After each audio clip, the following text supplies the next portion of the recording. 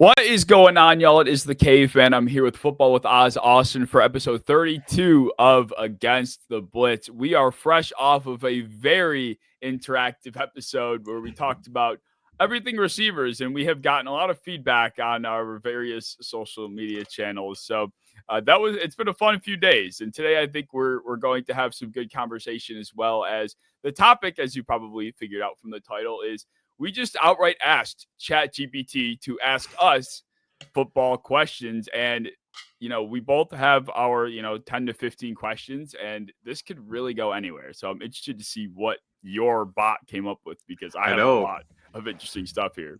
I know. Something I always envisioned when doing this podcast was taking questions from viewers, answering them on here, but we don't have enough viewers for that yet. So today we have, at least the good part of what AI can bring us, and that is answering podcast questions about the NFL. So we each have a huge list. I tried to do, some for positions, some general, some about fans, some about teams, some about players. So it'll be kind of interesting to see what AI came up with for this one.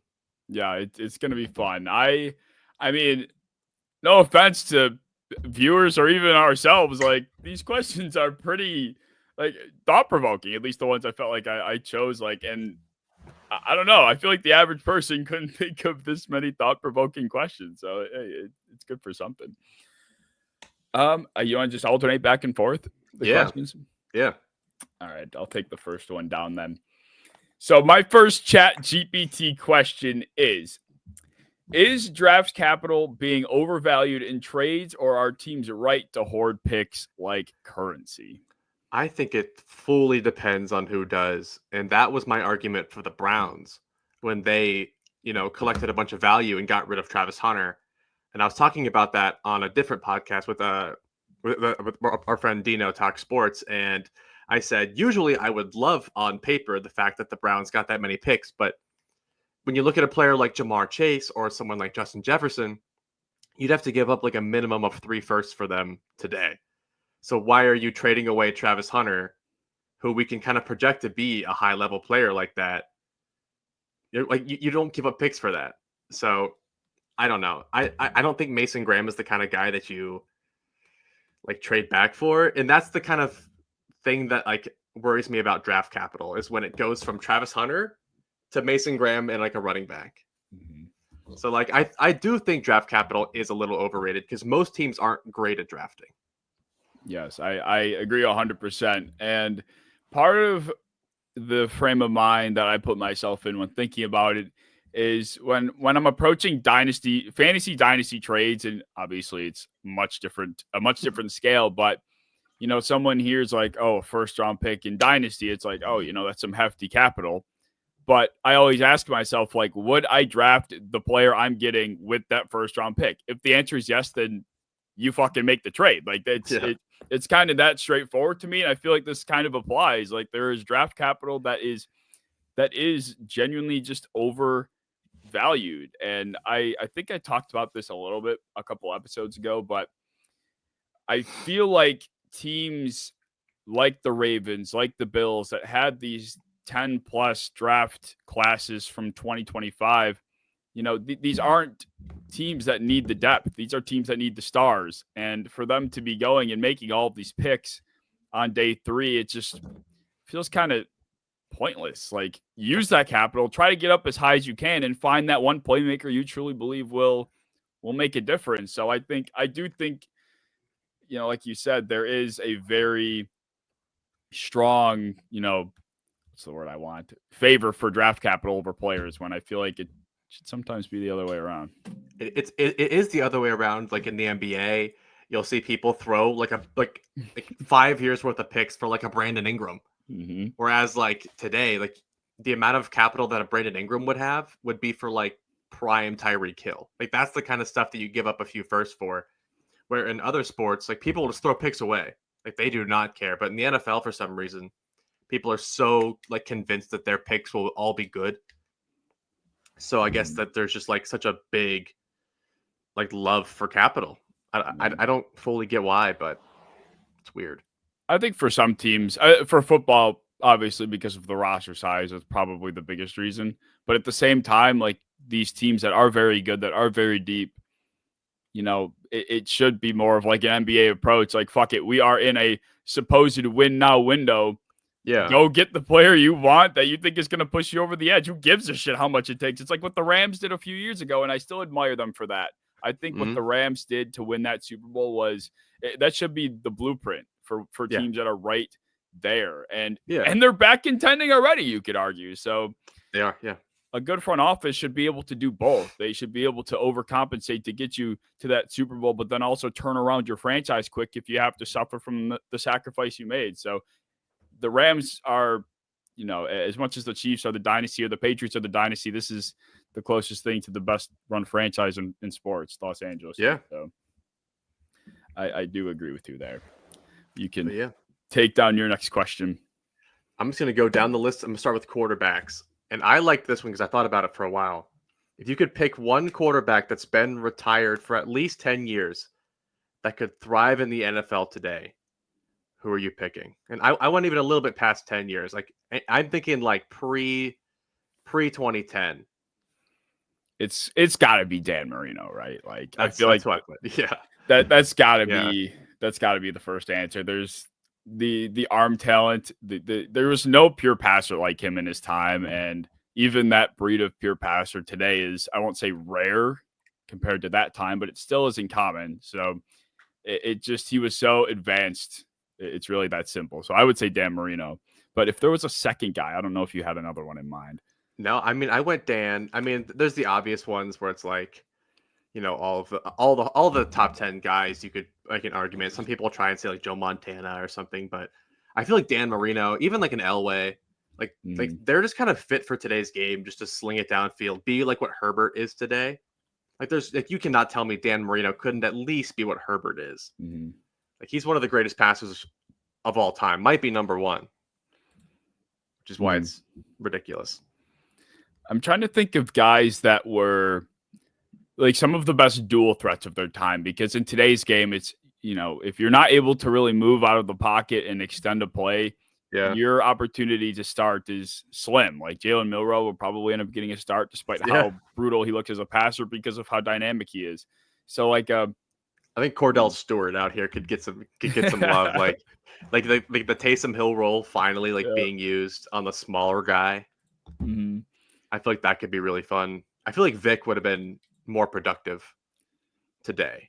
Like, I just don't think the NFL was like the read option wasn't quite what it was today. Like, they didn't really have a great design QB run game. It was just like scramble and throw it as far as you can. And that's all Vic ever did. So his stats were actually that of like a below average starter today. Like his production was actually bad. Yeah. But like the highlights, like if he had Colin Kaepernick's like playoff playbook, it would have been 1,400 yards a year. That is very true. Like, I think Vic, people think like, Mike Vick is nowhere near what Lamar is today. And while that is true, it is just a completely different time. Like Vic was really the first of his kind and to his level. And he didn't have the opportunity. His coaches, his offensive structure was not up to speed with him to put him in the best situation. So it is an interesting thought exercise to think like, what if he had the advanced offense that Lamar is able to play with, and this just the day and age. It is interesting because I think he's, I would say almost as athletic. Yeah. So I like that one. The only other quarterback I could like off the top of my head, and this might be like the Madden player in me coming out, but like Otto Graham. Like I don't know how his arm was, but I've never watched Otto Graham film. I have no idea. All I know is he was like the best dual threat of his time. And I don't know how he was as an actual passer, but I think he was like kind of a powerful runner. So maybe he could have been like the Jalen Hurts. I'll go like Fran Tarkenton. Yeah. Yeah, like Roger Staubach, the OG dual threats with an arm. Mm-hmm. So yeah, I think Dan Marino though probably is the premier option there. My next question is, do team windows, which I would say are Super Bowl windows, actually exist, or is that just a post hoc narrative built around results? I think it's a little bit of a narrative. I think some people can like have an idea like with Burrow, and now you're looking at it with like the Commanders and the Texans with like their young star quarterbacks on rookie deals. Like this is the prime time to do it when you have the money to build up a good roster around them. But there really isn't a window. Like we've seen Mahomes go through like 5 different roster builds. We've seen Tom Brady go through like 30 of them. Like there is no window for a team as long as you have the ability, like the Rams, like you said before, to retool and reattack with an even better roster, arguably. So I don't think there's much of a window. The Rams have had their window since like 2019. Mm-hmm. So I think it's just like an overhyped thing. Yeah, it certainly is team. Yeah, it matters about the team. Like, I think it does apply to the teams that don't have the quarterback to elevate their team. And that's why I think 49ers fans might be feeling pressure because, they know on the inside that Brock Purdy's not going to elevate this middling offense, this team generally that is not as star-studded, in their prime like they were before. So now they're kind of like, oh my God, everyone's leaving. And now what? And well, maybe if you had a Justin Herbert or if you had, whoever, XYZ, that you felt that much confidence in, then you wouldn't be freaking out as much. So I do feel like windows exist when your quarterback, the most important position on the football team, isn't one of the best in the league. So yeah, I think it's a give and take. What's your next question? All right, we're going to go running backs. Okay. So, like, there are multiple different parts of being a good running back: running, receiving, and blocking. But who is like the running back that encompasses all 3 of those in one back? Like the most complete back that never has to leave your field because he can do anything you ask him. This is active. Yeah. Oh man, this is tough. Like, if you need an answer, I have a few. I have 2 in mind that I chose for this. I feel like Saquon is probably the first one that comes to mind. Of course, I think a guy that could serve that role but doesn't really get as much of an opportunity is probably, oh man, I guess nobody's coming straight to mind. I'm trying to think of the blocking aspect the most. Yeah. The blocking and the receiving combination. Yeah. Who did you have come to mind? So I have, I had obviously like McCaffrey and Saquon are 2 like elite picks, but I chose Kyren Williams for 1. He's like arguably like the best blocking running back, is a good receiver and can rush for 1,400 yards. And then I put Josh Jacobs as well, who I feel like has been like the most disrespected running back of the last like 5 years. He's like he can play on first, second, and third down. Never has to leave. Never did leave last year, really, until he got pounded into the ground. So I just love those like short, squatty, physical, like 3-tool running backs. So Kyren Williams is the guy that came to mind when I read this question. I like that. Yeah, I'm trying to think of somebody that isn't the most mainstream ever. I'm looking down the list of running backs. I would say, I think, I don't think Breece Hall could take that much of a beating. I think is the problem. Right. Like, I think he, over time, not only would his effectiveness with the ball in his hands wear down, but his ability to take on linebackers that are twice his weight in pass protection would probably struggle. If you want like a sleeper, I kind of thought of Ty Johnson, low-key. Like, if we're going deep into the woods, like Ty Johnson could kind of play on any down you asked him to, and I'd feel really good about it. I agree. Like he has like a short, like squatty little build, but like he's a really good receiver and he's a fine blocker. I'm like, I'd like to see him get some more reps.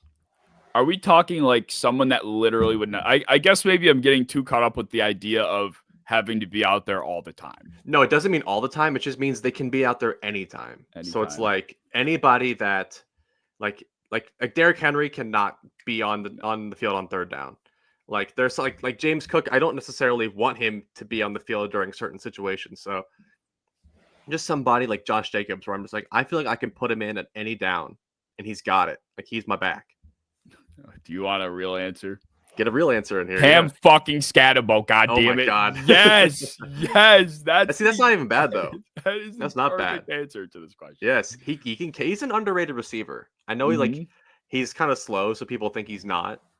But like he's actually like a pretty good receiver. He's like the opposite of James Cook, where everyone thinks he's a good receiver, but he's actually not. Like Scatterbo is like legitimately a 3-tool running back. He's just slow as shit. Yes. So that's okay. That's really his biggest Yeah. downside. It would be a little slow, but he's got everything else. Like, Yeah. I don't know. I think there's probably a few guys that fit this There's like description. Bijan. There's a few that I'm like can do it all. Genty can do it all. But yeah, that's kind Jerick of cool. McKinnon was one of my favorite running backs Yes. ever. Yes. Like Jerick literally McKinnon ever. could do it all, and he could bench a shitload. Yes. I think he still has the record for like the most bench press reps by a running back Holy shit. I at did the not know he had the combine. record. I knew he benched a lot. I did not know he I had the think he record. does. Oh my God. Yeah, Jerick. If that guy never tore his knee, I think he would have been. It was him or Alex Barnes, one of the two. Okay. Fuck. That's crazy. Like, I haven't heard every episode you pull out a name I haven't heard in like 5 years at least. That's crazy. All right. My next question is this. I feel like the answer is probably a little obvious, but are we underestimating the impact of offensive line cohesion versus individual talent? I think 1,000%. Yeah. Like I think people like look at each lineman individually down a line and they're like, well, each one's pretty decent. I don't understand why they're not better. But even with like the Saints last year, they only gained like one new lineman. But the line as a whole worked perfectly. And then when like one or two of them went down, the other guys played way worse. Like I keep referencing to the Saints line and the Saints offense for like different reasons, but like when Eric McCoy went down, when Fuaga went down, like they looked so different as a full unit. It made Lucas Patrick play worse. It made everybody play worse, which is why it's like I feel like they just rely on each other so much, which is why like changing O-line coach is a pretty big deal compared to like what most people think. Yeah, the Saints are a perfect example because they were kind of like an anomaly in a way. The way they started the season, it was quite literally nothing anyone would have thought was going to happen. I literally made a whole video during the offseason dedicated to answering the question of who, with a gun to my head, would I pick to not have a chance to win the Super Bowl? I said the Saints. And they come out starting 3-0, blazing, looking like the best team in football. I'm like, oh, well, I'm fucking dead. But yeah, it just was so unprecedented. And it was all on the back of the offensive line. Yeah. And how Clint Kubiak had them moving out in space. So yeah, no, they are the perfect team to reference for something like this.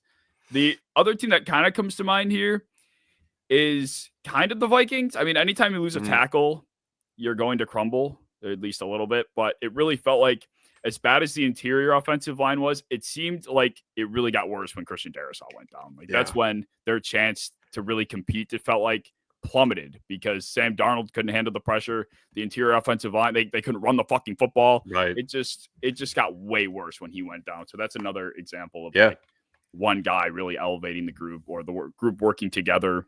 Yeah, and your left tackle at that, like like the center, like even the Panthers we saw, they rotated like 5 different centers, but when certain centers, like especially like Cade Mays when he came in, like completely different offense.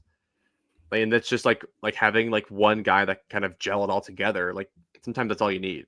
Yeah, I mean, even the Bills' offensive line has gotten better over the past few years, but I don't think anybody would look at the group and say that individual is all pro. Like maybe Dion on his best day, but other than that, like Spencer Brown's good. They're all good, but fine. Yeah, that's what it is. But they're like a top 5 line in my opinion as a full general thing. But they've also been playing together so much.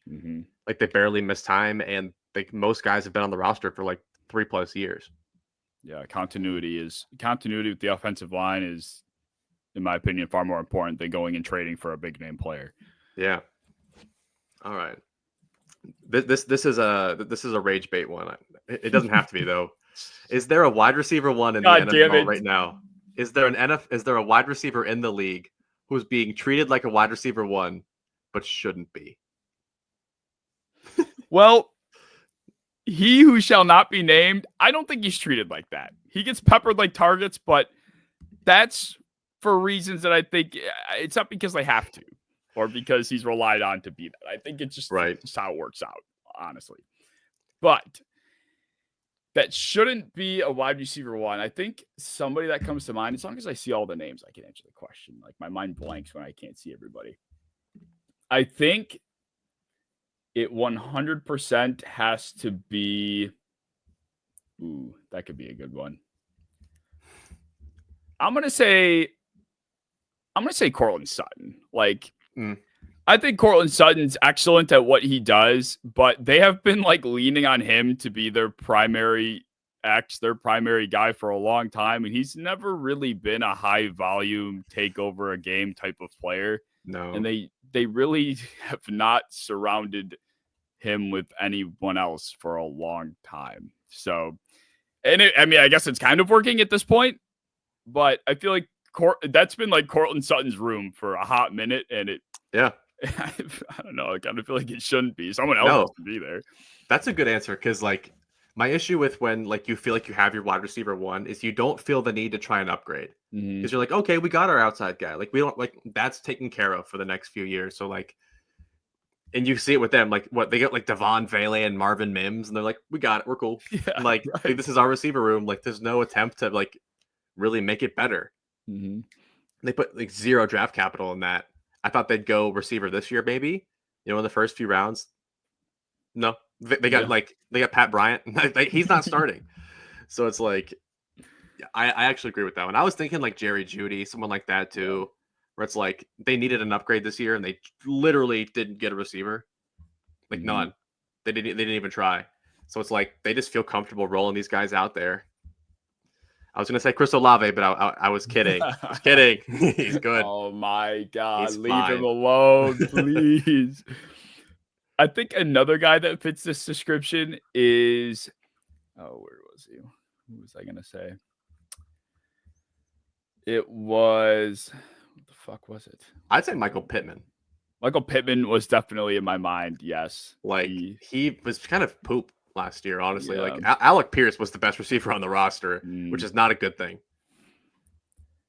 Oh man, who the fuck was I looking at? And I'm like, that makes complete sense. I think it was Probably any of the Packers guys, really. I think it was Calvin Ridley. Yeah, he should not be a wide receiver one today. Like, how old is he? 30, I think. I feel like he's been 30 for 5 years. He is 30 still, yeah.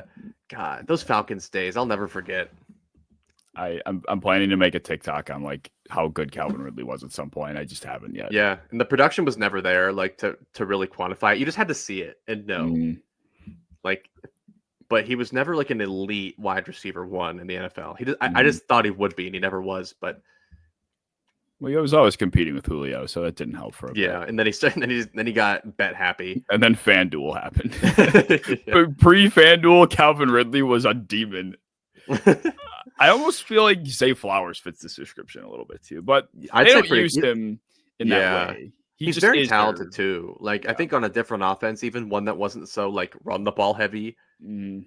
like getting him downfield, getting him a little bit more volume could do him good. But Yeah. he's just not. He's just never going to catch 100 balls. No. Ever. It'll never happen. Right. Yeah. I think they will never be a team that has like their wide receiver one, and that's the guy they run the offense through. But Yeah, he is the best, their top receiver, and they do use him as he's their good. top Yeah, receiver, and he's good. But I do think they've been looking for someone else to emerge over there by whoever they have in the room, or they're just signing these old ass free agents instead of just maybe getting an actually good player yeah, to come in and fill out the second role. But I wouldn't say him as much, but I feel like he could fit yeah. that description. Some good answers. My next question. I like this one. Hmm. Should more teams blow it up a year early rather than a year late? Yeah, yeah. I mean, blow it up's hard. Where it's like, do you just get like, are you just trading away all your stars? Like, is this like a trading away TJ Watt, trading away Pickens type of blow up? I Because if that's think the case, then like maybe, like I, yeah, I think the like Steelers kind of whole thing is a good yeah, example. because blowing it up when you're getting rid of like old players, like players like you can look at the Steelers and I can confidently say, regardless of how good their drafts are, will not win a Super Bowl in the next 2 years. And TJ Watt, Cam Hayward, like these guys are getting old. And to finally to get some draft capital, this is where I would say it's good to get draft capital. Get rid of like the old 30-year-old players, bring in some new life. They do draft well, so I feel good about that. But am absolutely a believer in getting some value while you can, like before it's too late. So I do agree with that premise. That's a good one. Yeah, I think blow it up to me is kind of like you said, not trade away every superstar you have, but you have some guys that are still playing at a high level, but are on the backside of their career. Like, yeah, it's time for them to go. When I think of a fire sale, a team like the Steelers comes to mind. They should probably be having an estate sale here. Come into Heinz Field or whatever the fuck they call it now. You Yeah, can buy him, buy him, buy him. Same thing with the Dolphins. Even it's like you want to go ahead and trade Jalen Ramsey, but why is the fucking prisoner still on your team, not up for trade? prisoner. Like, I don't get that whole idea. Like, why do you want to trade one but not the other? I don't get it. So, and I think it really does come down to these teams and their pipe dream of trying to compete for as many years as they feel like they can. But sometimes you just gotta cut your losses, right? Like, Yeah, if I'm a general manager and I'm feeling pressure to maybe perform, maybe have a conversation with the owner. I don't know how this shit goes, but be like, hey, look, dude, here's my plan. This is what I think is the best for it. I would have to be here for another year if you plan on firing me. So I don't know. It just is it's a tough balance because I do get the guys in power are put in a tough place because they want to keep their job and right. results are ultimately how they do that. But yeah, for the betterment of the organization's future, it definitely in a lot of cases is better to just be like, let's cut our losses here and start over. Yeah. All right. This is a question that needs to be addressed. There are some people that just can't wrap their heads around this. Is Kyle Pitts misused, or is he just not that good?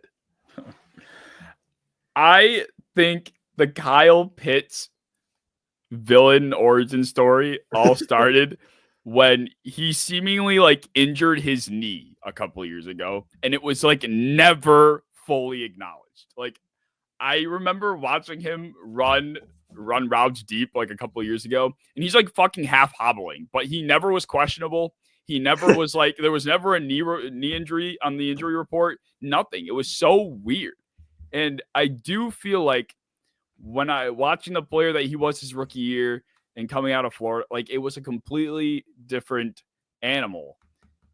So it's kind of dodging the question, but I do think that was part of why he's just kind of been underwhelming. Like, I think Arthur Smith is as big of a moron as they come when it comes to personnel usage, but He is.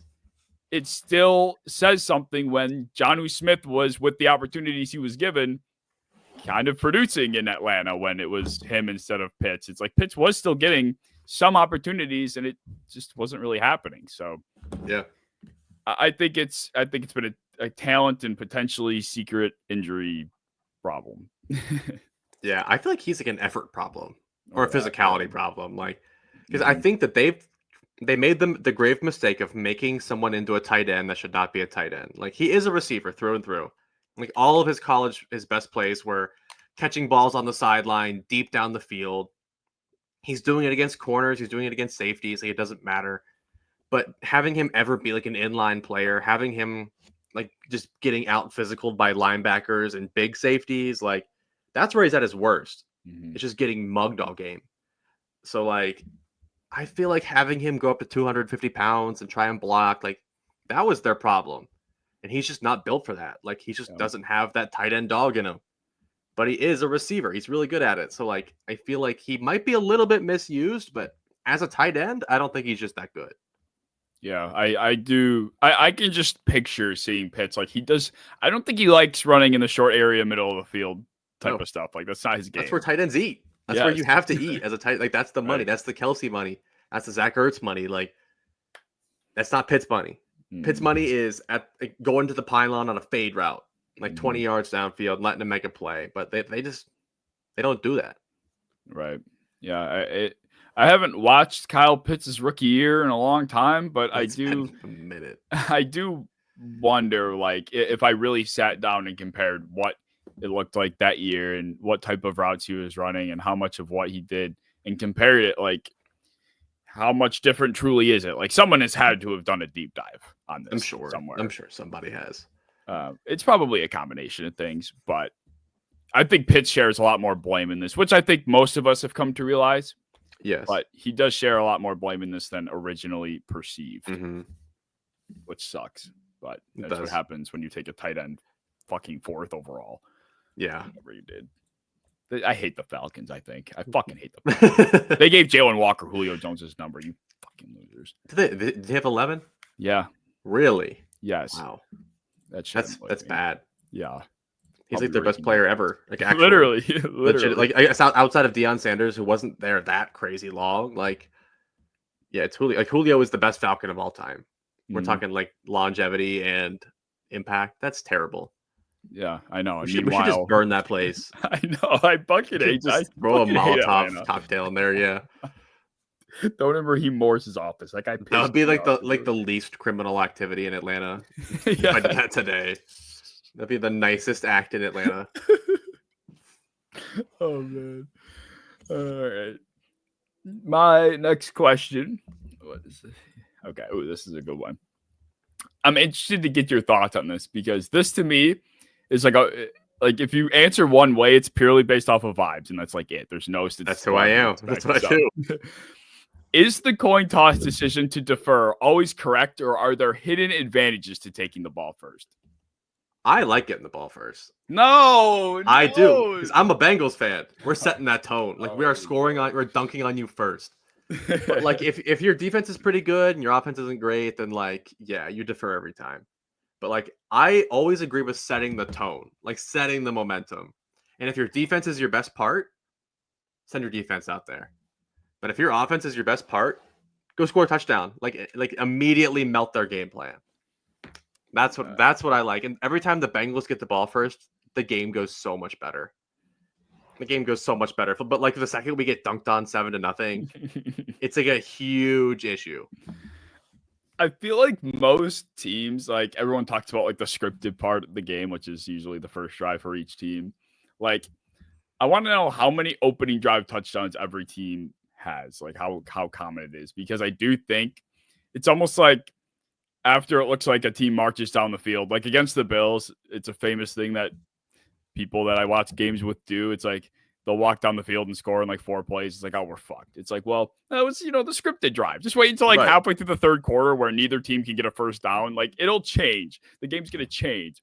So it's almost like I would rather just let them have their scripted drive because it is what it is. And then we'll get the ball out of half. Like I really don't think there's any advantage to getting the ball first. Getting the ball out of half. It's just setting the tone. It is just like setting the tone. It is like, we just dunked on you. Like, do something about it. Like we just literally did a 75-yard drive on you. Your defense is tired off the bat. Like, that's what we need. Like, we need to beat the shit out of you. We need to, like, make you just feel defeated from the start of the game. And that's what the whole hope is. But if I'm most teams, I'm deferring almost every time. Unless I just am so confident in my offense and I hate my defense, which is current me. So I'm taking the ball first. I guess that makes sense when you're giving up 40 points a game. I can see like just go score. Like score when you know you can. Like score with make sure you score. It's just the way I think about it. Getting the ball out of half, if we're talking like numerically speaking, you are putting pressure on the other team in 2 scenarios. Right before half, whether you have the ball or not. That's true. And as you get the ball out of half. So it's like you're in 2 advantageous situations, which we know, but like the idea of double dipping and being able to, like, if you're down in a game, like that's your chance to get back in the game if you can get back-to-back possessions. Like it really is.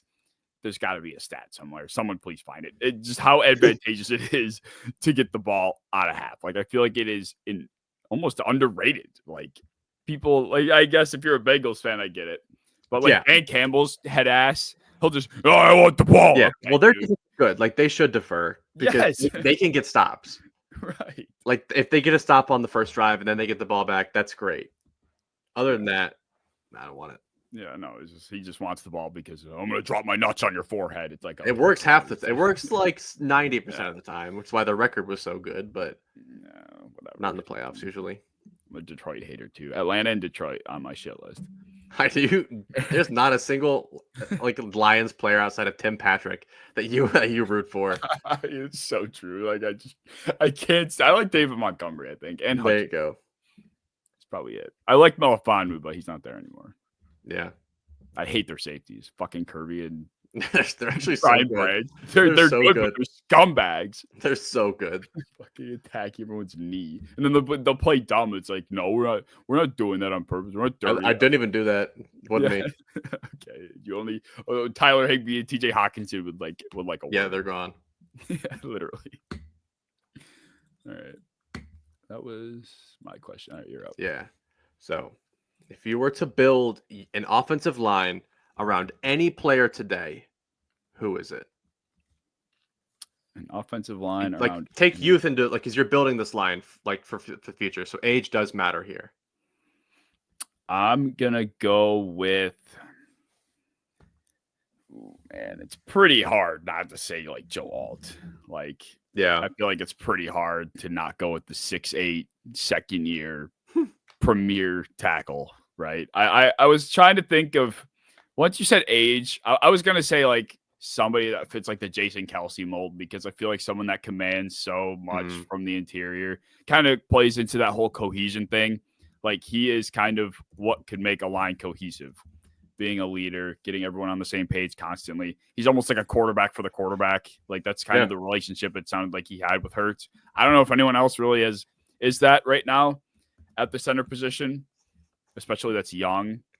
Creed Humphrey is really like the best young safety there is. And he'd be a good pick. There's not much. He's just not a high enough impact player. Yeah, I agree. I think it has to be Joe Alt. I know. There's a lot of Sewell. There's a lot of people that like Penei Sewell a lot for that.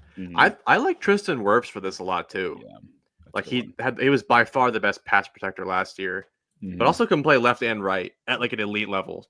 So I'm like, if I'm building my own line, like I don't have to worry about who plays left and right tackle as much because I have a guy that can do both at an elite level and was the best pass protector in the league. So Wirfs might be my guy. Alt and Sewell are right there though. Yeah, that's a good answer. I feel like you have to go tackle, but yeah, if we're going interior, I think it deserves some consideration. I love Zach Frazier. I think he's really good. He's the best offensive lineman that I think the Steelers have. So I like him for this answer because he's young also. Yeah. Creed would be good, like you said. My boy Chris Lindstrom. Give my boy Chris Lindstrom some love. Like we got to get a positive Falcon note on here somewhere. I like Bijan. I like Chris Lindstrom, and I love Jesse Bates. There you go. Like there's three Falcons. The former Bengal. I'm not a hater. Yeah, not a hater. That's a good one too. I forgot about Lindstrom.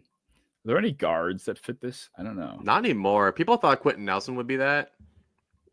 Like people thought he'd be the best lineman in the NFL, but he just never took a step forward after like his second year.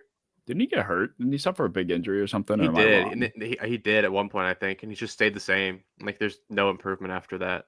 Yeah. Yeah, it's sad. Feel like there are any like real premier guards right now.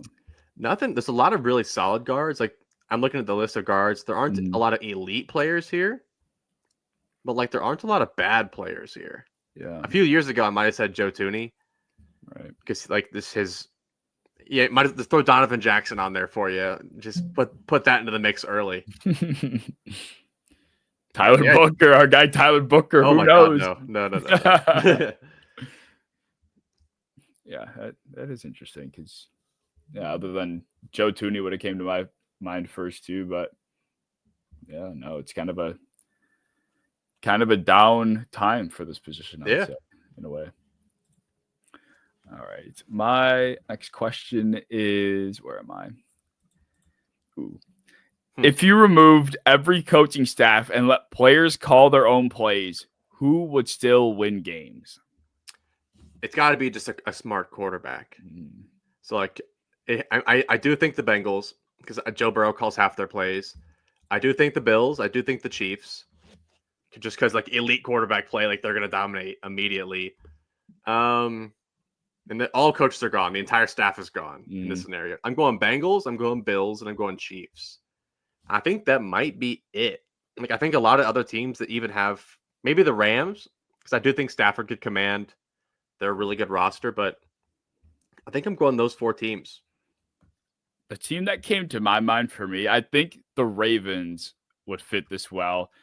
Obviously, they have the quarterback, but I'm trying to think of like on the defensive side of the ball, Yeah. what glue players do these teams have? Like the Bills, for example. Like I do think they work well as a unit. I think a lot of that has to do with Sean McDermott, though, and what Mm-hmm. they've put in place over the past few years. Like, whereas like the Ravens defense went head over heels when Roquan Smith came around. Like he is that glue type of piece for that team. Like, and other than that, I don't think any other team has like a quarterback on defense and the top quarterback on offense. I can't think of really anybody else. No. I mean, the 49ers have a decent quarterback and they have that linebacker, but I think they're so scheme dependent. Mm-hmm. I feel like they would melt. That's why I think the Bengals would be fine. I think that the Ravens would be fine. I think their offense would be way worse, but I don't know if I love Lamar calling plays, really, but I think the Chiefs would be fun. The Chiefs would be interesting. Well, it's kind of like it would be an interesting exercise because talk about one of the least attractive rosters or like personnel groupings on paper. Like there are some players to like with the Chiefs. There's like one per positional group. You're like, okay, yeah, he's really good. But other than that, it's a bunch of players that are constantly performing over expectation, and we know because of how good Steve Spagnuolo is. That's why. So my hope is that these guys remember their coaching too. It's not like they just like are immediately like stupid. Like they don't know their playbook.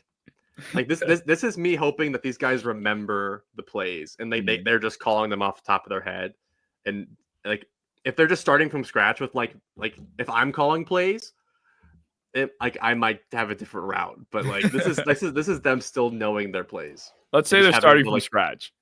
Like no playbook at all. Like we're bringing these guys in, like we wiped their brains. Yeah, but they're just all they know how to do is play their brand of good football. That's it. If that's the case, I do like the Ravens. I like the Eagles still here. I still do like the Bengals here. But I don't know. Everybody else, I'm kind of worried for them. Yeah, I know, right? A lot. Who would implode? Oh my God, there are a lot of teams that would just like implode. I think the Dolphins would be dog shit. Oh my God. They would be horrific. The Dolphins might win 3 games. They would be horrible. I think who else? The Colts would blow up. The Colts already have. They already are. Yeah. Oh man. Yeah, those are the ones for me. The 49ers probably just because their offense would be terrible. Mm-hmm. They would not be able to move. Those are like the big 3 for me. Maybe even the Seahawks now. Yeah, they don't even know like what they got. Like they need their coach right now. Yeah. But I mean, I guess if they're all going in blind, there is no cohesion there. Yeah, I guess they're kind of already at that. Yeah, like they might be set up well for this. Like a new OC, new quarterback, a young head coach too. It's not like he's been there forever. Mm-hmm. Yeah. That was a fun one. All right. Are sacks an overrated stat? And if so, who is the most overrated edge based off sacks? I do think sacks are an overrated stat. Although to branch off of that, I do think there is an art to finishing. There are guys that do not finish, that are unable to bring quarterbacks to the ground, even if they get to the backfield consistently. A guy that comes to mind as overrated because of sack production. I mean, I can really rock some worlds with answers here. Do it. Throw it in. I mean, I never thought there was a world where TJ Watt was better than Myles Garrett.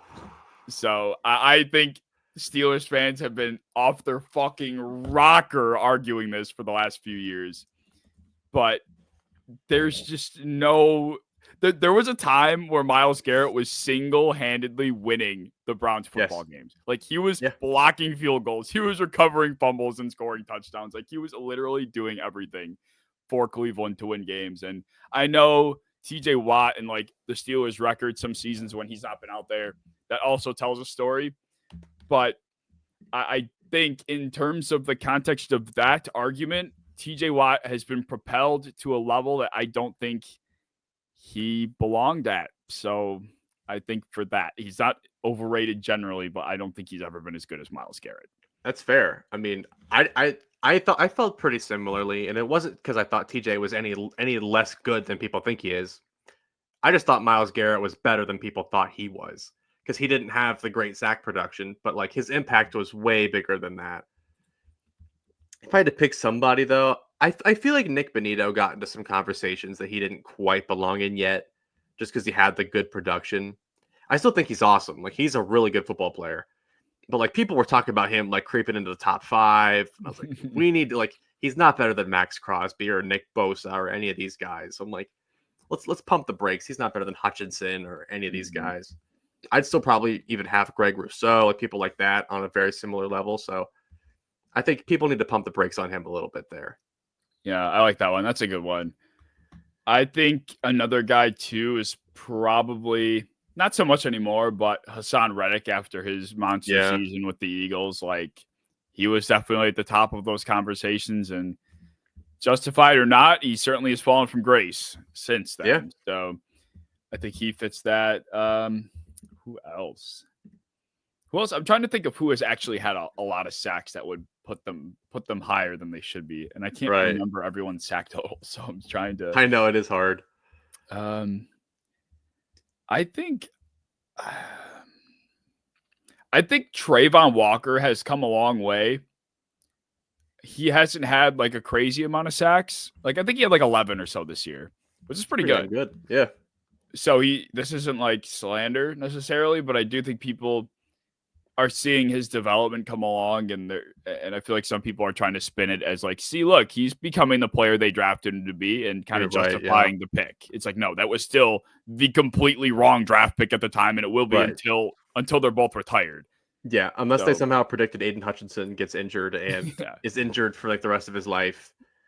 Even then, I might have rather had Hutchinson's last 2 years than anything forward from Walker, but I like Walker a lot. I think he's very much worthy of a top 20 pick, top 15 pick, maybe even, but one overall is crazy. I went on an anti-Brian Burns rant a while. Like when the Giants, I understand that. The Giants like traded and paid him as like the highest paid edge rusher at the time. I'm like, are they out of their fucking mind? Like this guy is not even like I don't even think at the time or now he's a top 7 edge rusher. Like what the fuck were we doing? I can't remember if he had a lot of sacks at that time and that was why, but I don't think he even did, honestly. I don't think he did. I think it's all been based off of like projection and tape because he has amazing tools. But like I don't think he's ever had a season where he had enough sacks to really justify that. Like he only had I think like 8 this year. He finished the most he's ever had is 12.5, and he's never had more than 9 outside of that. Mm-hmm. So like that is not great. That's like he has like a Carlos Dunlap stat line for his career at best. So yeah, I agree with that one. Yeah, he doesn't fit the question necessarily, but he definitely I feel like he's gotten overrated at times, especially around that time. Like I was like, that was one of the videos I posted, and of course people attacked me the same way they fucking have for the last couple of days. You know, when people see it, Brian Burns like put him in the Max Crosby tier, I'm like, are you out of your he does not belong mind? there. The impact is he's becoming actually a pretty good run defender. So like he's becoming a different player, but in terms of like what he was supposed to be, this like long, bendy, speedy, like 15 sack, a year guy, he's not, and he probably won't be. I think Derek Brown was more impactful when they were playing together in Carolina anyway. Like I think Derek Brown's a better football player all around. Yeah. 100%. I don't know where that came from. What Brian Burns hive exists. There's so many weird hives. He looks the part, and that's the problem. It's like I remember when Caleb Von Chason came out. I was like, this guy looks the part. I don't care if he doesn't have the power or whatever. Like he looks like he's gonna be good, and he will be, and he wasn't. So I'm like, now I need to see a little bit more than just like your aura. Yeah, as a prospect, but I mean he's still a good top 20 edge, probably, but like top 10. Like I saw him top 10 a lot before this year, and that was a problem. That's a problem. All right, I have a good one next here. Our backup quarterback's the most strategically mismanaged position in the league. Strategically mismanaged, and by that, is this influenced by Shador? by any means. Because like when I think about this, I'm like, the Browns. It almost feels like the Browns didn't want Shador because what we're seeing already is they're being hounded by reporters, being like, "When's Shador gonna start? Like, is he starting? Is he starting?" Like, you don't want an elite or he's not an elite prospect, but you don't want like a super high profile player as your QB2. Like, you want like a humble player as your QB2. You want Case Keenum. You want Tyrod Taylor. Mhm. But you don't want like a guy like a Cam Newton that like people are going to be asking to start the whole time. So I feel like strategically mismanaged. That's how I view it.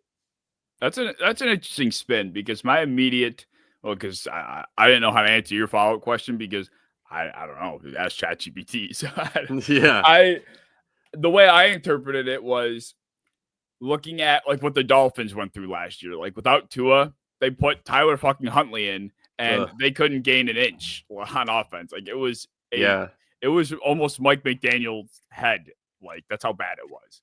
Mhm. So I think there are a lot of teams that could be put in a similar spot because of their backup quarterback situation. It's kind of like, whatever. Like strategically mismanaged. I don't know why it phrased it like that, but like to me, I do look at like the Bills are a prime example. Like the second Josh Allen ever missed any time, we lose every game that he's out. Yeah. The way I viewed it was like they like strategically, purposely mismanage Okay. their backup QB spot. But I was like, I don't know. That's a weird question. But yeah, the way you say it, like in terms of like people just not getting a backup that fits the scheme, like Mhm. because the Bengals did that well with Jake Browning. He's not a good football player, but he came in and led the NFL in completion percentage because he ran the offense to a degree that existed before. That was so bad for Joe Burrow. Like Yeah, they people were were like, like Jake Browning, he's got oh it. my god, that was so bad. People, that's because people don't remember the Ryan Finley days. They have Mhm. no idea what it's like.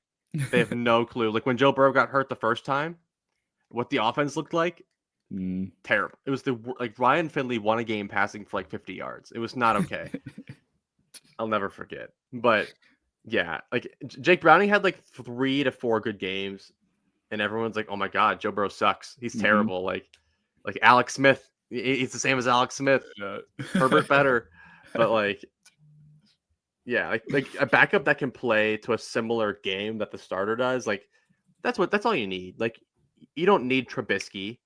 Like you don't need that. You don't need a guy that could start a few years ago. You need a guy that like can just come in and execute the existing offense. I don't think Trubisky can, No. and that's the problem.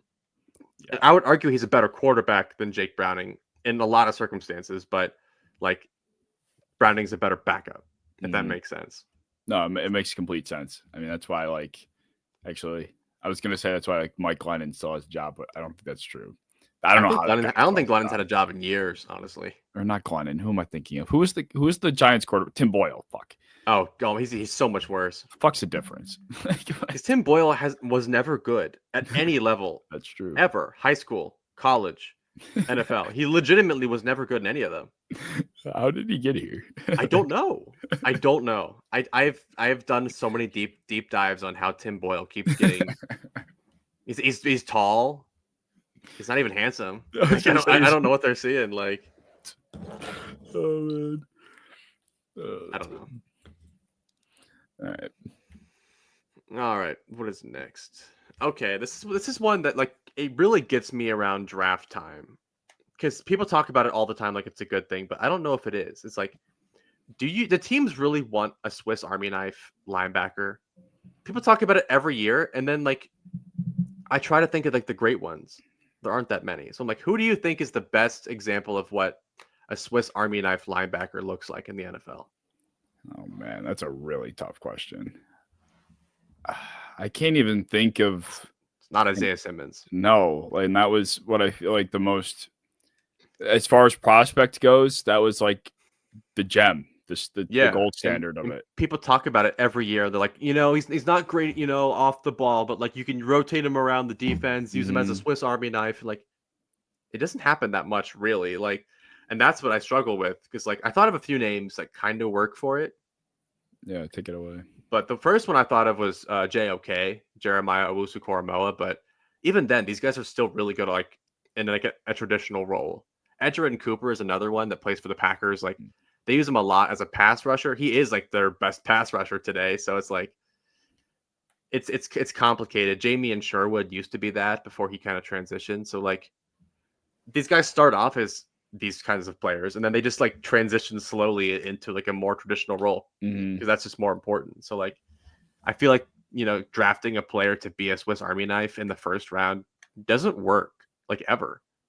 Yeah, I can't even think of any that are like Devin White. That didn't happen. Like yeah, I don't. That's why I don't Does know. Like Caden Ellis count? No, he's inside, so kind of. he is like an inside linebacker that just blitzes a lot. Yeah. Like I don't think they use him as like an actual tool. He's just a linebacker that's good at pass rushing. Yeah, that's true. Yeah, I don't know. Like there's a difference between that and like and a hybrid. Like Kyle Van Noy is just a hybrid edge linebacker. He's not like a Swiss Army knife. Like he's not going in coverage. Right. Same with like Jalen Walker. I view him as like a hybrid more than a Army knife, but I don't know. There's just not that many good ones. No, there's not at all. Well, I mean, it's kind of what I say about like the gadget offensive players. Like it's only because they only call them that because they're not fucking good at anything to be on the field. So like Cordero Patterson's the only one in his prime. Cordero Patterson is the only one that really had any impact, and he is like an outlier. Yes, a massive outlier, and it only happened because of his impact on special teams first. At least I think.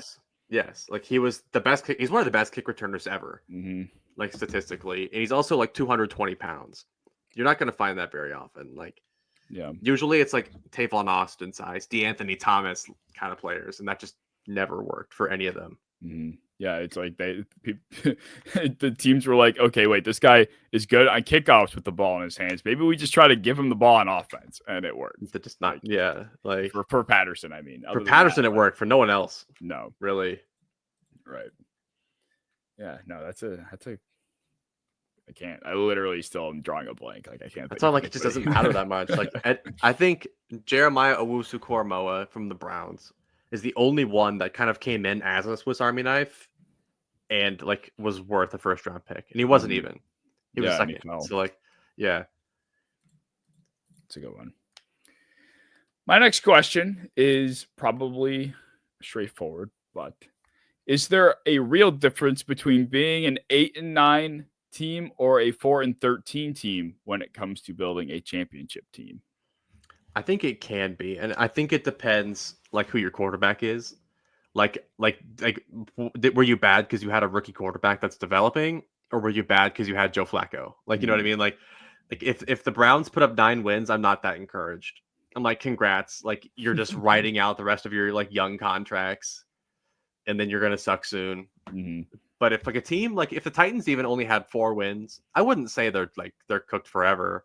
I'm just like they're trying to develop still. They're still trying to rebuild. So like, I think the age of your quarterback and like how much draft capital you have coming up, like how young your coach is, like all that matters. So like the Titans, if they had 4 wins, I'm not that scared. But like if the Browns, for example, had 9, I'm like, that doesn't move me.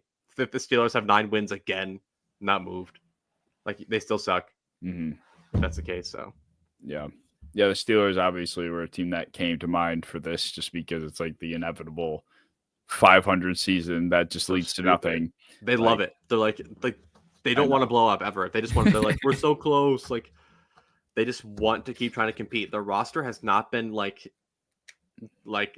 divisional round worthy in like a decade. Literally since like Ben Roethlisberger and Le'Veon Bell. But they expect so many results, so much. Doesn't happen. Yeah, I actually don't think I could really expand on your thought. That's really it. It is circumstantial. Like it all depends on what team. Yeah, and I hate saying circumstantial because I like to have a real answer to say, but like that is one. Like it totally depends on like how bright your future looks. Yeah, absolutely. All right, go ahead. Let's see. So, would you rather have the best nose tackle in the league or the best 3 tech in the league on your D line? I think I'm going to go with nose tackle because I think he kind of sets the floor. Like he kind of sets the floor. There's a foundation set with the best nose tackle, and then you can kind of build off of that. Yeah. And this is kind of the general idea of if you can stop the run, then you can eventually, like, it goes from there. If you can't stop the run, you're not winning football games. And that's kind of and that's not to say this nose tackle can't get some pressures like right. Dexter Lawrence. Like True. he's capable of 13 sacks. Like, Mhm. but True. yeah, this is actually the one that I struggled with the most, and I ended up saying three tech only because that's just like what we've seen. Like we've seen Aaron Donald and Cam Hayward and Chris Jones like kind of Mhm. move across the formation. Like their versatility is kind of more important to me, but I don't know. I would love to have a Dexter Lawrence on my team right now. Like I would Mhm. pay so much for that, so I wouldn't be mad at that at all. Yeah, I mean, the Bills are, I'll keep referencing them. They're an interesting group because they really are just, a lot of their guys are undersized. A lot of their guys are supposed to be these penetrators. Other than Daquan Jones, we really don't have that kind of guy inside. So it's maybe Deion Walker, Mr. Ugh, Stand Up, Mr. Stand Up he's like a a penetration guy too. yeah, exactly. That's the worst part. Like So that dude's anchor, ugh, it's- bad. I, I think it does just generally speak. I just don't think there's a lot of them though. That's another thing. Like, It's hard to find somebody that's 340. Like Kenneth mhm, Grant is really the only nose tackle in recent memory outside of Dexter Lawrence that like has some juice. right. Like a lot of them look like DJ Reader, where it's like they Mhm, just stop the run at an elite level and 2 sacks. Like that's all you're yeah. getting. Like if we're talking like if we only have like 3 of these upper echelon elite nose tackles, and Yeah. then, we have maybe 10 of these 3 techs, like, I would rather have one of the 3 elite Yeah. noses compared to one of the 10, Yeah. if that makes sense. So it would be easier to find a Milton Williams in the, like Yes. the middle rounds. Like, so I do agree with that part. Yeah. My next question. This one I was going back and forth with because I thought I was going one way, but then after I was like, wait, I don't Okay. believe any of that. So it's is it more efficient to build a complete roster and drop a quarterback in later, or start with the quarterback and patch the rest? I mean, it just depends who that quarterback is. Like, if he's if is he like a all pro level quarterback? Because if that's I, the case, even if it's Jaden Daniels level, I'd probably rather have the team first, and then like have somebody to like have something to walk into. Because like I mean, I'll keep even referencing people like Burrow. Like he walked into a trash can and got mm, destroyed. Like, and that hurts. That hurts a lot. Like that. Like inside, if you're not as mentally strong of a quarterback, like that can break you immediately. So like, I'd rather have like a foundation to walk into, and or I can have someone like Purdy that can take care of it for a little while mm. until you get your franchise quarterback. Not to hate on Purdy or anything, but not a franchise quarterback. Yeah, it's tough because I think of a team like the 49ers that have been, I guess you could argue a quarterback away for a little bit now. It's like if they had anybody else that maybe elevates the floor a little bit more, who knows how many Super Bowls they could have had now, even within Shanahan's big window here. And then we can also look at even any team that over the course of the last 8 years were like, oh, they're a quarterback away. Just wait till they get a quarterback. And they've tried to find one, and it just seemingly doesn't always work. Like, I feel like other than Yeah. the Rams with Stafford, it's just been a bunch of misfires. Like Mhm. the Broncos with Russ was just a misfire. I think the Steelers are another team. Not that they've taken many big swings to find a quarterback, but they've been another one in the conversation of, well, they're a quarterback away with this roster, blah, blah, blah. And it's like, are they? For one, and for Yeah. two, it's like what quarterback was going to come in and really change anything. So I do lean toward the quarterback, but you make a fair point. Like, God forbid he comes in and, he gets obliterated or his development gets thrown off track. Like, that's also the risk you run. But I think I would rather take that risk than go through the cycle of pain that some of Yeah. these teams have been enduring, I know all especially about it. San Francisco. Like, Yes, I God. would hate to be a fan of that team right now. Yeah. Them poor guys. Yeah, I know. They're so Like, bad now. Yeah. holy shit. All right. Let's see. This one was kind of cool to me, but it's if you could build a team around one coach for the next 10 years, who is that coach? Are we factoring in death for some of these 80-year-olds. Yes, you are factoring in like Andy Reid probably should not be here. Yes. I think, of course, Sean McVay is like the first guy that comes to mind, but I'll try to stay kind of unique. I think I'm gonna go with. This is tough. The next 10 years. How old is Sean Payton? He's older. Old. I think he just is. looks decent for his age, but like Yeah, he maybe. is 61, so he'll be. I mean, he might be coaching, but he retired once. Like Yeah, he did. He could just give up one day. he might not have 10 more. Oh, Kevin O'Connell. How could Kevin O'Connell should definitely be in that conversation. Yeah, absolutely. I don't know how I forgot about him, but yeah, Kevin O'Connell. I never think about him. I slipped my mind. Him and McVay, I think, are the prime answers to this. Ben Johnson's a fun one if you want to like take a risk on the upside with Ben Johnson, but yeah, McVay was the easy answer for me. I like Mike Macdonald a lot too. Mm-hmm.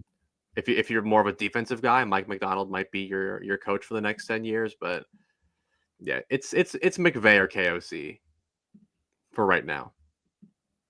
Do you think there's truth to like the offensive head coach thing? That whole conversation about like teams rather have an offensive minded head coach so their quarterback doesn't lose their coordinator to another team. You know what I'm talking about? Yeah.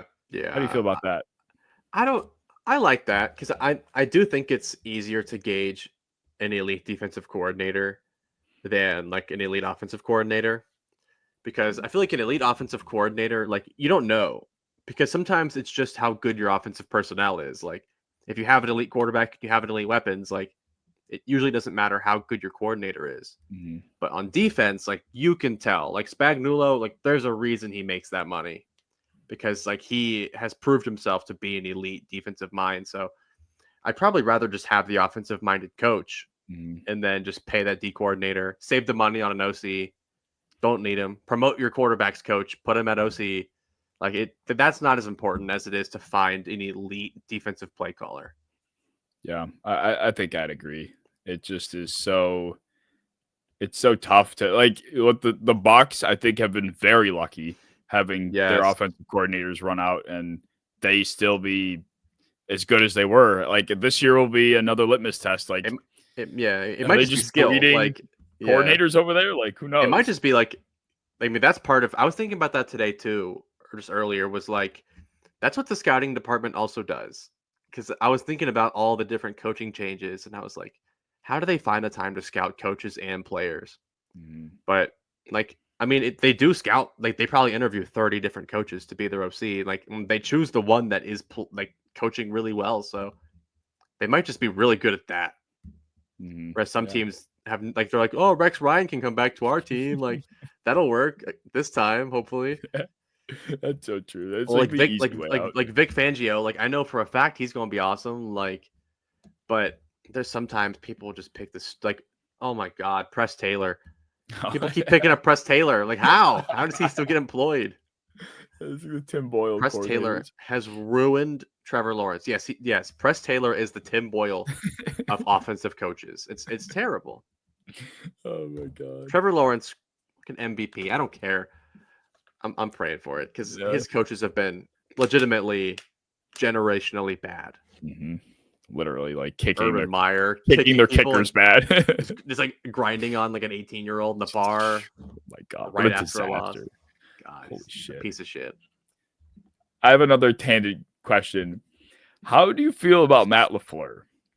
I don't know what to feel about because their team is so weird. On paper, they are the most uncomfortable team to look at because I'm like, there's good players across the board, but it doesn't make sense together. So I'm like, he is a good coach. Like, obviously, they found some good, like some team success through adversity, through different quarterbacks. But I don't know. I feel like he has the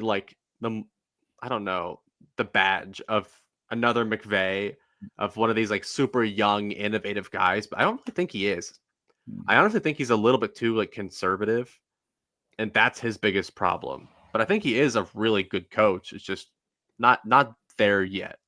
Yeah, I think he fits the young, like you said, the young offensive mind, like the mold of those McVays and KOCs, but he just isn't quite there. And we're No. talking about a team with a quarterback that has all of the talent in the world to be that. I mean, KOC's been working with what for these last couple of years? It's been challenge after challenge. So Yeah, Perk Thuggins and yeah, and now JJ McCarthy, Nick Mullins, and the Pastronaut. Like they've had some names in Minnesota, and they usually work. Jaron Hall looked decent for a day. Like, oh my God. Like they make it work. And Yeah. like I don't know. I do give credit though. Malik Willis looked good. That's hard That's to true. do. That is hard to do. Maybe that's just the kind of coach he is. Maybe maybe Jordan Love isn't a good fit for Matt LaFleur. Is that a thing? Maybe he's just a floor raiser. Because there is such a thing as like raising the floor, making it a system, like I said, a little bit conservative, where like you can run the system and you get some yards, but you're not dominating anyone. And that's the problem. It's like the Packers just can't take that next step. But with Matthew Golden, with an improved offensive line, they might be able to. Jordan Love's still young. Some of it's on Jordan Love. He's awesome, but like some of the throws are so stupid that'll take them out of a game immediately. Like all they have to do is get into field goal range. First and 10. He's like, yeah. Like Jordan Love on 1st and 10 is like a terrorist. Oh my God. He's probably just praying the ball doesn't get caught by anybody. Because on 2nd down, he might be able to cool his pants a little bit. But like, yeah, first down is terrible. Like me and my friends used to have a joke at like Bryce Young at Alabama on 3rd down was automatic. Never seen anything like it. We would joke about it every day. But God, Jordan Love on 1st down. Nightmare. Absolute nightmare. Oh my God. Like how frustrating is that as a coach? Like that would drive me up a fucking wall. Yes. I can't remember whose question that even was. I think that was my question. I think it was yours. Yeah. But I'm not even going to take a ChatGPT one here. I want to do there's a lot of George Pickens stuff going on. Yeah. It's all over the place. It's high and it's low, but I want to do a similar to the pick a side questionnaire of George Pickens edition. Would you rather have Pickens or this player? And we'll start it off with Khalil Shakir. George Pickens. Pickens? I'm comfortably going Pickens. Yeah. So many Bills fans love Shakir, which is why I'm just like, I didn't know, but I think Shakir, like I love Shakir, but when I was going through my Amon-Ra rant and I'm trying to, really put my argument together to eventually put something out that really puts my thought process in one, like looking at like his depth of target numbers and when he breaks his routes, like all of those advanced Shakir's numbers are like low. Like I thought Amon-Ra's would be low, and Amon-Ra's for the most part are lower than average, but not like barrel low. Like, and Shakir is literally like line of scrimmage. Like that is Shakir. And I love it. Like he does very well. Like you said, with the scheme dependent thing, he's excellent at what he does, but it's a lot of scheme. It's a lot of scheme. It's a lot of getting the ball quick. It's a lot of guys in front. So yeah, I gotta go Pickens. Okay. So would you rather have George Pickens or Jerry Jeudy? I'm gonna still go Pickens. Going Pickens? I still think I go Pickens. How about? I do know your answer, but Travis Hunter. Oh yeah, I think Travis Hunter's ceiling is just insanely high. So I gotta go Hunter. Yeah, shoot me now. He hasn't played a snap yet. Okay, I don't give a fuck. Okay, holy shit. Okay, and then you can really pick one of the Packers receivers, like Golden, Jaden Reed, like Christian Watson. Like, oh man, do you think Pickens clears them all, or would you rather have the field? That's tough. Like, I think Pickens at his best clears them all, and that could be said about a lot of receivers he goes against. Yeah. But like a guy like Christian Watson, if he's healthy, playing his best football, he's really fucking good.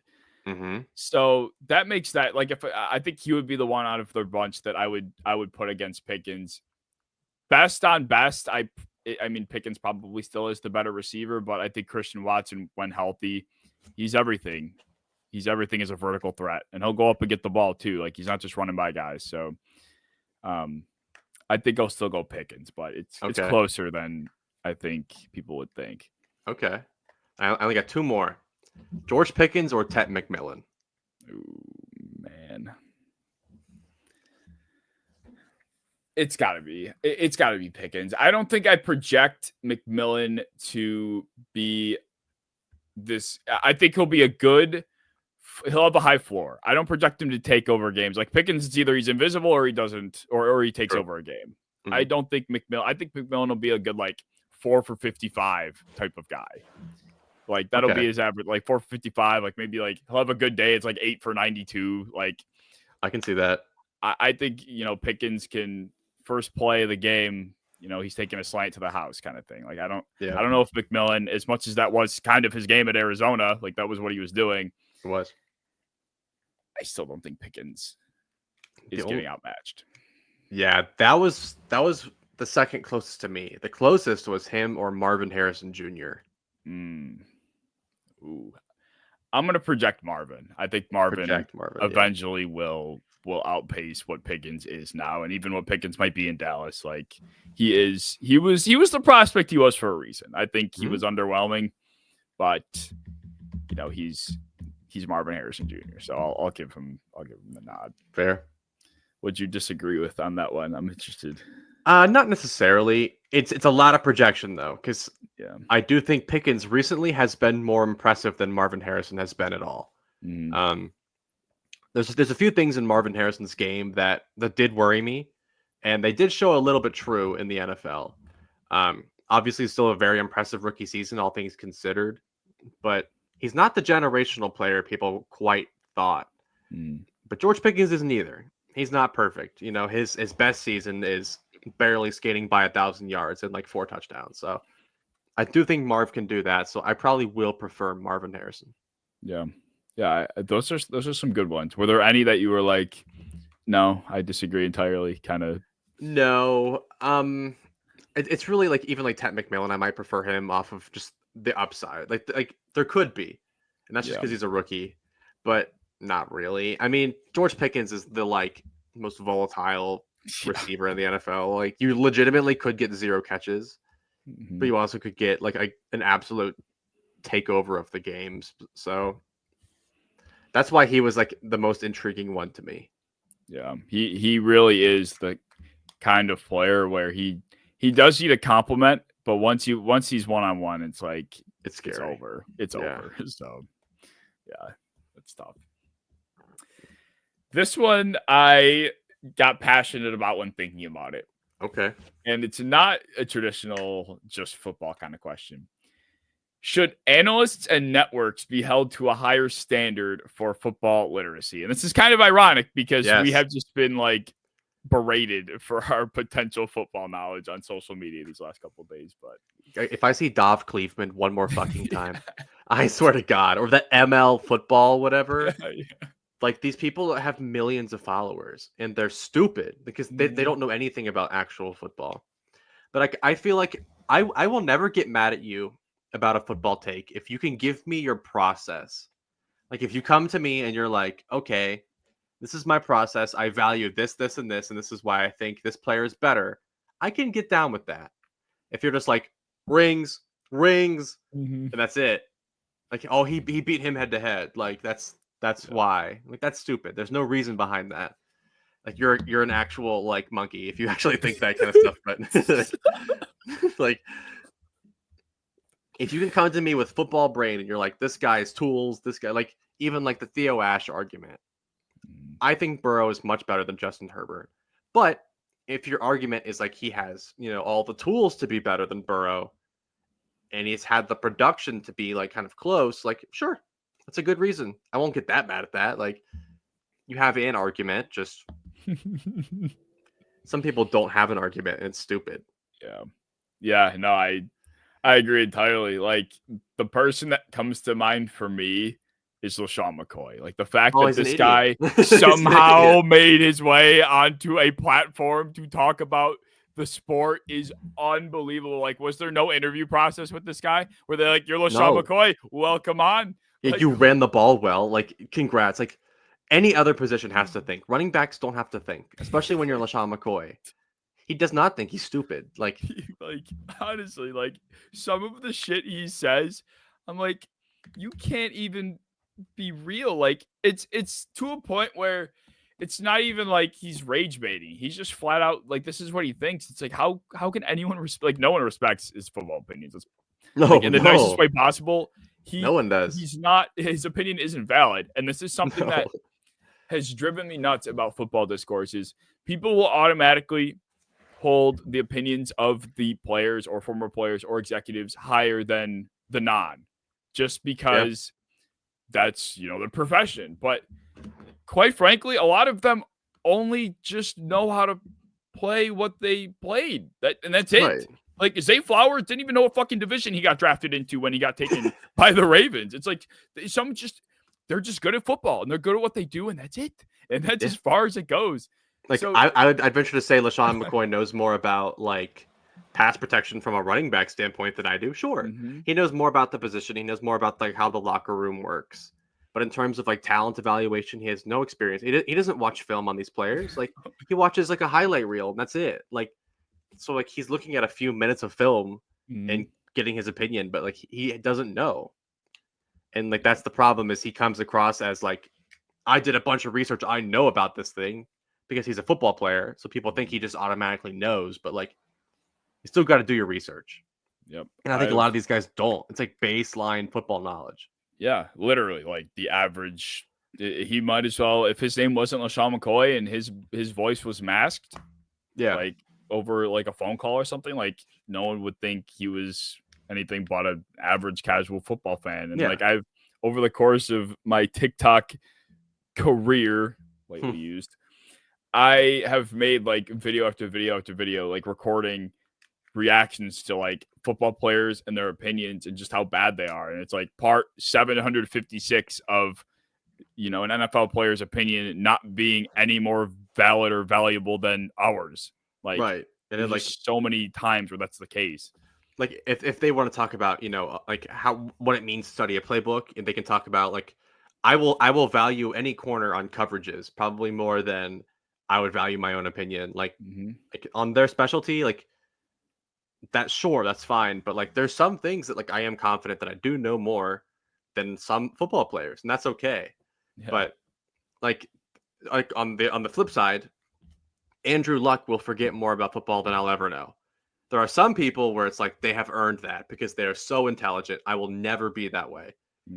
But it's just like there are some people that just are like legitimately like Cro-Magnons. Like they are like prehistoric, beyond like before cavemen were even a thing. Like it's bad. Yeah, it is.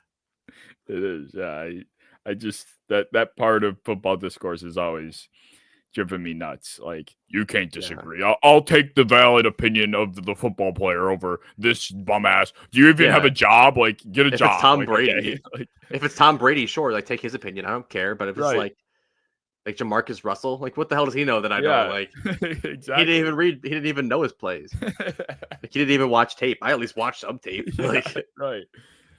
Oh my god, yeah, there's toxic discourse with that kind of stuff. I know.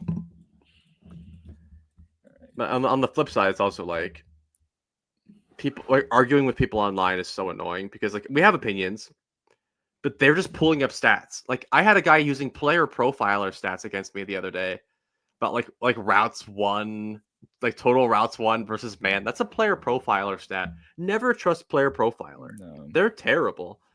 So it's just like people are just pulling up stats to make me look bad on no matter what argument I have. Like I could make the argument right now, like with stats available, that Mac Hollins is better than Marvin Harrison Jr. I could find like 15 different like micro stats that just work in my favor and make him look better. He's not better, but I can do that because that's how annoying football discourse is anymore. Yep, that is so true. And it can be that it can get that granular for some people, or some people are just flat out as simple as well, who beat him head up this year? Oh my God, I saw that's that. the worst. So it's like, yeah, it's just never going to be streamlined. It's always going to be brain dead. It's just the nature of it. It's That's just fine. the nature of what we do. But I'll just deal with it. We sign up for it. So yeah. But did you have any other questions? I did have 15, but obviously we're pushing time. So yeah, that's what I'm looking at. I don't know if I have any more that I felt like I really wanted to do. I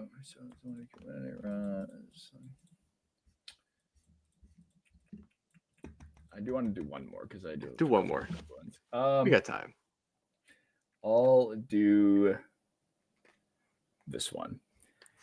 How do we define a true wide receiver one in a league where targets are more distributed than ever? I think it's someone that the other team has to game plan against. Like I think T. Higgins is a wide receiver one. I think the Bengals have two, and I think they have like wide receiver sevens behind that. Like your wide receiver two doesn't have to be like a wide receiver two, if that makes sense. So like a wide receiver one is someone that can win at multiple different levels, can, take on a lot of volume, but also like has to be game planned against strongly. Whereas like some teams don't have a receiver like that. And that's an issue. Like I don't think the Bills have a true wide receiver one. And that's a problem. Like they just have a couple twos, a couple threes. So there's nobody that they really have to game plan against super hard. And that's kind of like my differentiating factor. Yeah. I mean, that as well as like, to me, it's not even as much of a statistical thing. And like going back to the Amon-Ra St. Brown thing, like he's got so much volume to his name, it helps, push that discourse. But like still, to me, a guy like AJ Brown, who didn't have maybe statistically his best season ever, but any time he is left one-on-one in any situation, he could have no catches. This could be the last play of the game for the win. It could be a one-on-one situation. He might not have one target, but teams will never leave him one-on-one in that situation because he just wins every time in those scenarios. And it's like somebody that you can go to at the highest of pressure situations and you trust that it's going to get done. Like how many times have we seen Jalen Hurts get blitzed and it's just like, oh, fuck it, AJ Brown down there, and he just chucks it up every and time. Somehow he just seemingly is able to get it. So like that to me is it's just not a volume thing, especially anymore. It's more so the fear that a receiver by himself instills in a defense, and someone that just catches a bunch of balls 6 yards away from the line of scrimmage all year long. Do people really scheme for Amon-Ra St. Brown? We can't do any more Amon-Ra St. Brown. I know, but like it's just we have like 300 comments on the one video and like 300 likes. Oh man, yeah. Well, he is a wide receiver one. We have to let him be a wide receiver one. He just does it in a different way. He is a good wide receiver one. All right. No two can put up 1,500 yards. I have to say that. I have no comment. I have to have comments so I can like get the Amon-Ra St. Brown fans back on our train a little bit. I have to back up. I have to do some damage control. Yeah. Nowadays. My bad. It's okay. All right. I appreciate an out there statement. They need to happen more. It's pretty out there, but we need to have more of those. All right. Well, that was probably the last question I wanted to fit in, unless you had any more. We're at about like an hour and a half. I think that sounds pretty good. I feel like we covered every spectrum of coaching and offense and defense and different positions and the media. Like I think we got everywhere we needed. So yeah, we touched a lot of bases with this one. This was fun. So if you guys enjoyed this episode as much as we enjoyed putting it together, feel free to like, subscribe, comment, share. Be sure you're following all of our socials down in the description. Our individual socials are down in the description as well. And we will see you in episode 33.